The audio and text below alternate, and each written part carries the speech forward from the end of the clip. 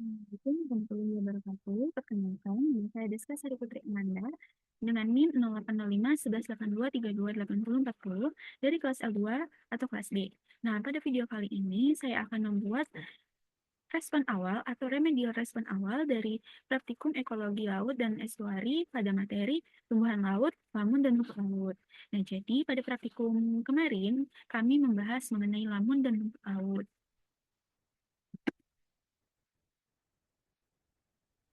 Nah, lamun sendiri ini merupakan tumbuhan laut yang berbunga atau biasa disebut Angiospermae dan tergolong pada tumbuhan tingkat tinggi atau biasa disebut Magnoliophyta yang mampu melakukan adaptasi dengan lingkungan laut dan menjadi rumah bagi berbagai organisme laut.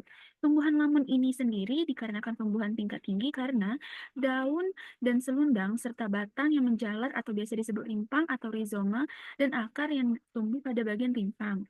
Nah, tumbuhan lamun ini itu dapat dibedakan. Jadi yang mana akar, yang mana daun, yang mana batang. Maka dengan itu disebut dengan tumbuhan tingkat tinggi.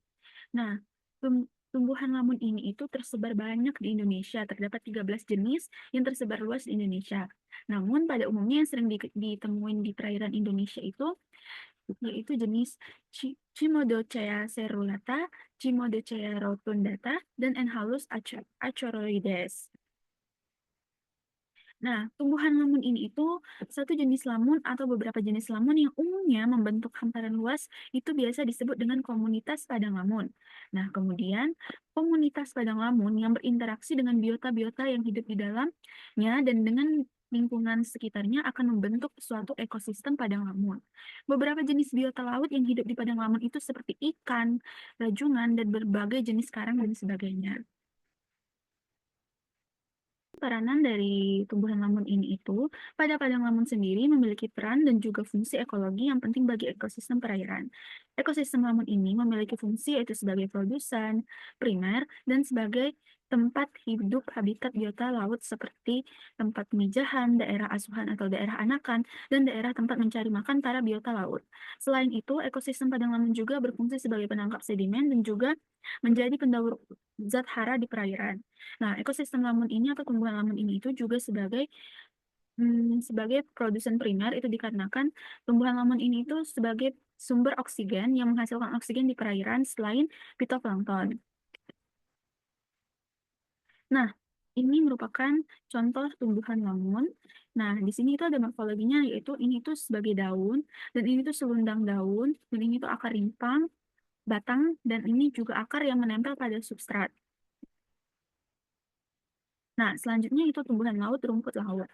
Rumput laut ini merupakan makroalga yang hidup di laut yang tidak memiliki akar, batang, dan daun sejati atau biasa disebut tumbuhan tingkat rendah atau talopita. Nah, rumput laut ini itu memiliki zat klorofil dan pada umumnya hidup di dasar perairan dan menempel pada substrat. Nah, jadi tumbuhan rumput laut ini itu tidak dapat dibedakan yang mana akar, batang, dan daun sejati. Maka dari itu disebut dengan tumbuhan tingkat rendah berbeda dengan lamun tadi. Fungsi dari akar, batang, dan daun yang tidak dimiliki oleh rumput laut ini digantikan oleh yang namanya talus. Nah, alat reproduksi terdiri dari satu sel atau uniseluler. Bagian-bagian rumput laut ini itu juga secara umum terdiri dari holdfast. Selain dari talus, rumput laut ini itu juga memiliki holdfast, yaitu bagian dasar dari rumput laut yang berfungsi untuk menempel pada substrat. Dan talus sendiri itu berfungsi atau berbentuk untuk pertumbuhan rumput laut yang menyerupai percabangan atau batang-batang. Nah, kalau holdfastnya itu seperti akar yang menempel pada substrat di laut. Nah, berikut morfologi dari rumput laut. Nah, talusnya itu seperti batang atau daun-daun. Nah, bentuk-bentuk talusnya ini juga berbeda-beda. Ada yang bercabang, ada yang bercabang dua, ada yang lurus saja, ada yang selang-seling, bercabang dan tidak bercabang.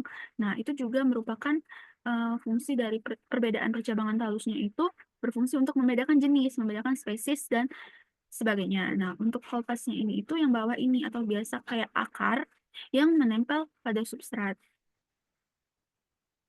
Nah, jenis rumput laut ini juga itu tergolong ada 5 kelas berdasarkan pigmen atau kandungan warna yang terdapat di dalamnya. Nah, pada umumnya rumput laut berdasarkan pigmen itu ada 5, yaitu cyanophyta atau alga biru, chlorophyta, alga hijau, chrysophyta, alga keemasan, dan pyrophyta, alga coklat, dan Rhoda pita itu alga merah. Namun pada umumnya yang sering ditemui pada pada perairan Indonesia itu ada alga hijau, alga coklat, dan alga merah.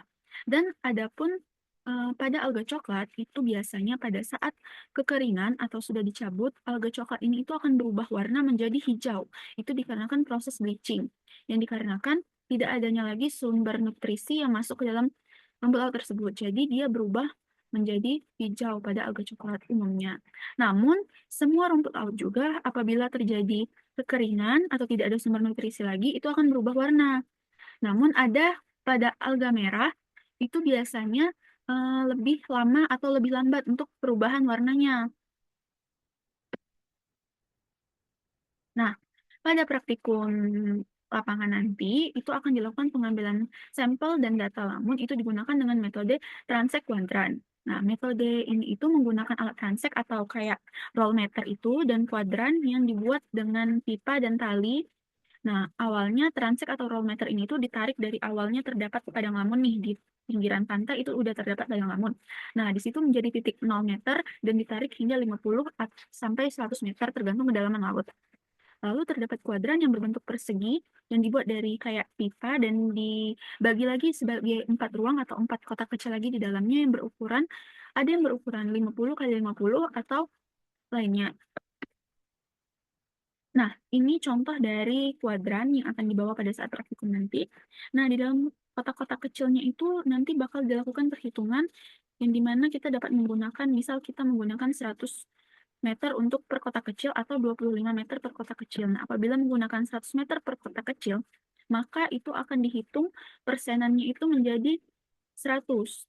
Tiap lamun yang menempel pada kotak kecilnya itu akan dihitung 100%. Nah, jadi apabila menggunakan 100% ini, pada perhitungan nantinya itu bakal misal di sini itu 100% lamun, dan sini juga 100% lamun, 100% lamun, 100% lamun juga di sini.